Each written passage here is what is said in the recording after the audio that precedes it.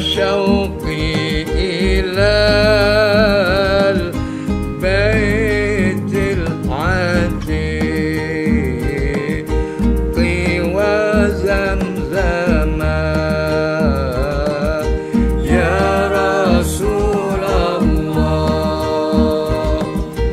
وحجر وركن والمقام مع المعلى يا رسول الله صلاة وسلام رسول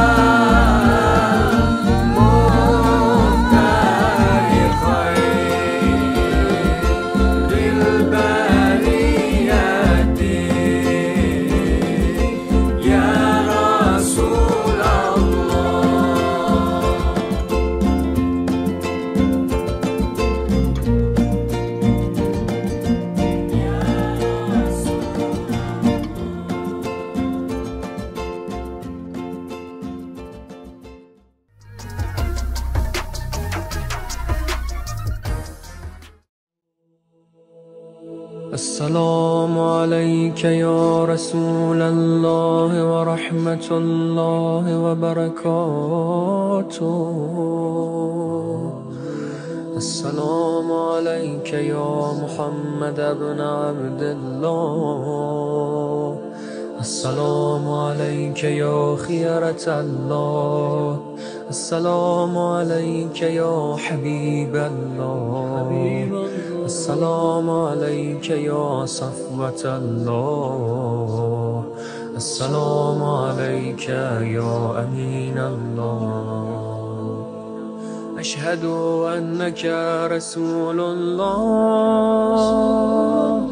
وأشهد أنك محمد بن عبد الله وأشهد أنك قد نصحت لأمتك وجاهدت في سبيل ربك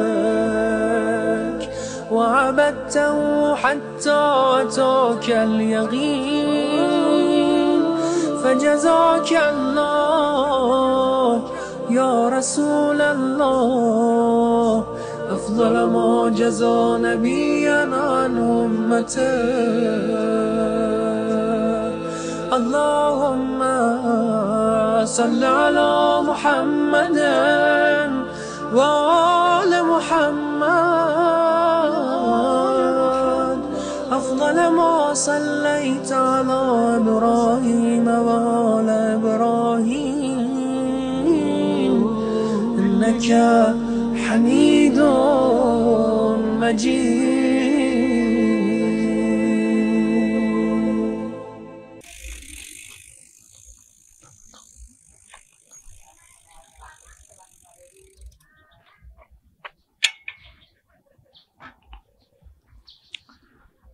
Bismillahirrahmanirrahim. Alhamdulillahirrabbilalamin.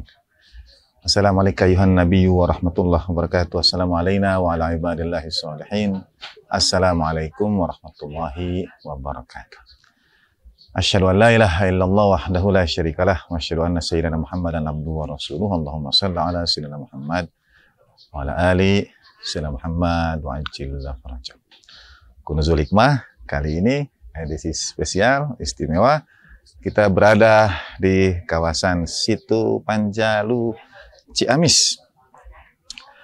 Dalam banyak nasihat, banyak riwayat, satu di antara bekal kita dalam perjalanan baik jasmaniyah maupun ruhaniyah adalah melakukan perjalanan.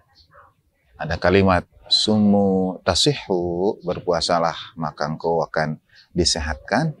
Ada juga kalimat safiru tasihhu, bepergianlah niscaya engkau akan disehatkan. Sehat ini bukan hanya sehat secara lahiriah, tapi sehat juga secara batiniyah.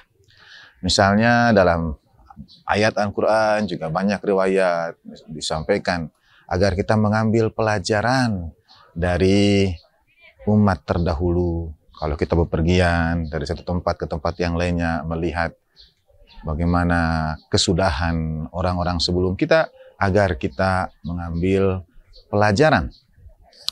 Suatu saat seorang bertanya kepada Imam Ali bin Musa Ar-Ridha alaihissalam tentang makna tafakkurus sa'ah khairum min ibadatis sanah.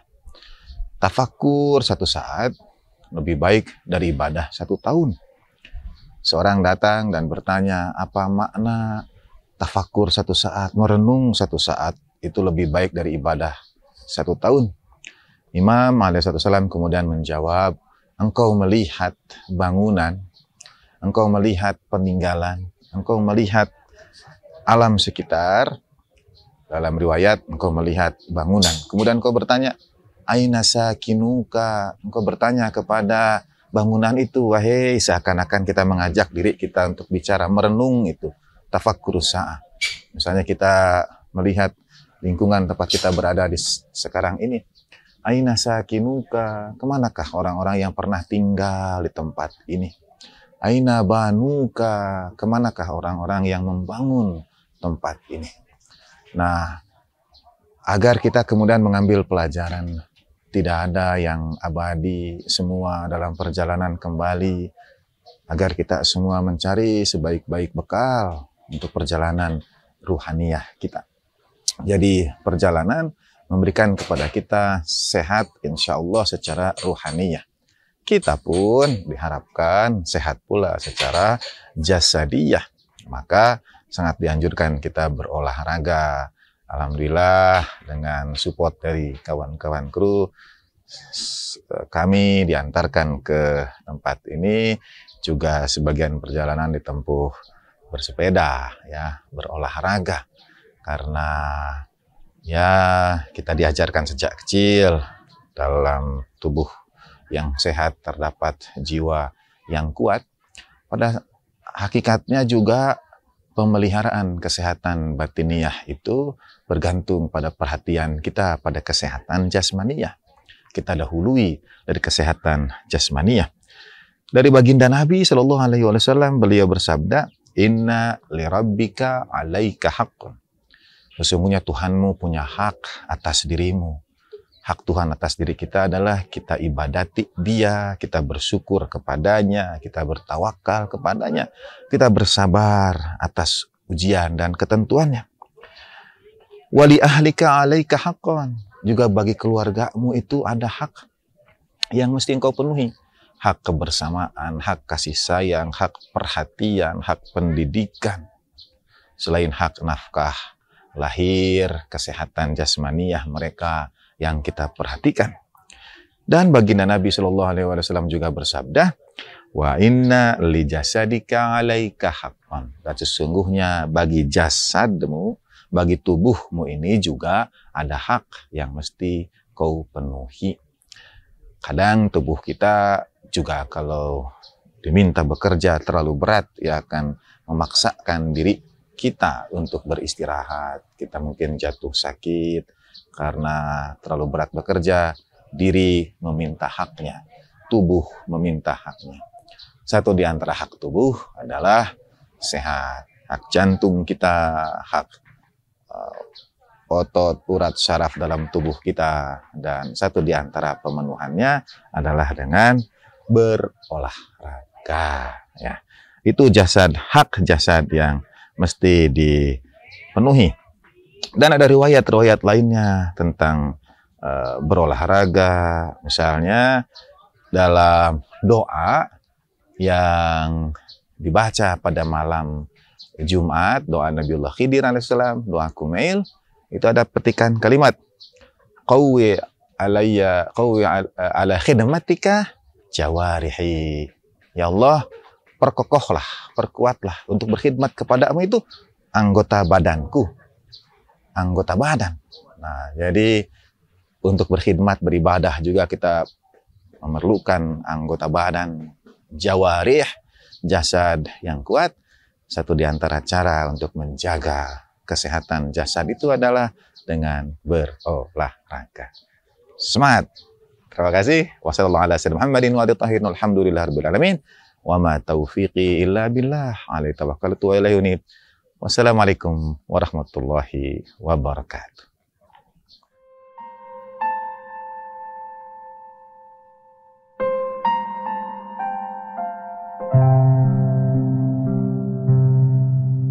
Bismillahirrahmanirrahim. Assalamualaikum warahmatullahi wabarakatuh. Alhamdulillahirabbil alamin. Allahumma shalli ala Muhammadin wa ali Muhammadin at-tayyibin at-tahirin wa ashabihil muntajabin al-mayamin. Jadi sebetulnya apa sih kesabaran yang dimaksud di dalam Al-Qur'anul Karim yang kita bicarakan tadi itu? Dan saya ingin mengambil satu ayat yang terakhir dari surat Ali Imran, ayat yang ke-200. Seakan-akan ini menyimpulkan seluruh isi dari Ali Imran itu.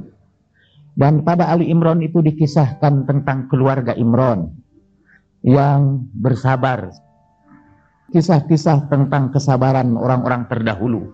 Dan di ujung itu Allah Subhanahu wa Ta'ala menyimpulkan seluruh surat ini dengan ayat ini. Ya ayyuhalladzina amanusbiru wasabiru warabitu wattaqullaha la'allakum tuflihun. Hei orang-orang yang beriman, ya ayyuhalladzina amanu, isbiru, bersabarlah kamu. Wasabiru, bersabarlah juga kamu. Itu sebetulnya sabar semua artinya. Warabitu, juga itu bersabarlah kamu. Jadi ada 3 macam kesabaran dengan menggunakan 3 kata yang berbeda di dalam Al-Quran. Satu kata sabar, isbir itu. Kedua kata sobar. Dan yang ketiga kata ribat. Jadi ada sabar, ada musobarah, dan ada ribat. Yang semuanya sebetulnya arti pokoknya adalah sabar di dalam bahasa Indonesia. Di dalam bahasa Arab kata sober itu berasal dari kata siber, yang artinya jadam. Jadam itu yang pahit itu, tapi bisa jadi obat. Kalau kita telan kepahitan itu, dia bisa menjadi obat. Dari kata siber, hanya i, diganti menjadi kata sabar dengan a, yang sebetulnya mempunyai kandungan makna yang sama, yaitu kesediaan menelan kepahitan, tapi yang bisa menjadi obat bagi kita. Kita juga bisa menelan kepahitan yang tidak jadi obat, malah jadi racun. Dan itu tidak disebut sabar, itu disebutnya da atau racun, atau sam, racun. Nah, siber itu adalah jadam yang menjadi asal kata dari kata sabar. Nah, menurut para ahli tafsir, 3 kata ini, isbiru, sobiru, dan robitu itu menunjukkan 3 jenis kesabaran. Oleh para sufi dikategorikan isbiru, itu sabar yang pertama, itu mereka sebut as-sabru billah, sabar karena Allah. Yang kedua, sobiru itu as-sabru lillah, sabar untuk Allah. Itu terjemahan sementara. Yang ketiga, rabitu itu sabar ma'allah, bersabar beserta Allah. Jadi ada sabar karena Allah, ada sabar untuk Allah, dan ada sabar beserta Allah. Di dalam salah satu hadis disebutkan, sabar yang pertama itu, sabar karena Allah itu, seperti yang Bapak tadi sampaikan itu. Ada ayat yang lain di dalam surat An-Nahl 127. Wasbir wa ma sobruka illa billah. Bersabarlah kamu dan tidaklah sabar kamu itu bisa kamu lakukan kecuali billah, karena sabarnya itu karena Allah. Nah, apa yang dimaksud sabar karena Allah? Misal sabar yang ini adalah sabar menerima musibah.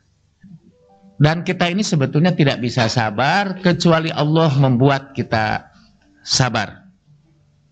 Kita menjalankan kesabaran ini karena kita ingin mematuhi perintah-perintah Allah Subhanahu wa Ta'ala. Jadi kesabaran seperti didefinisikan oleh Al-Ghazali adalah memilih untuk mentaati Allah ketika hawa nafsu memanggil kita.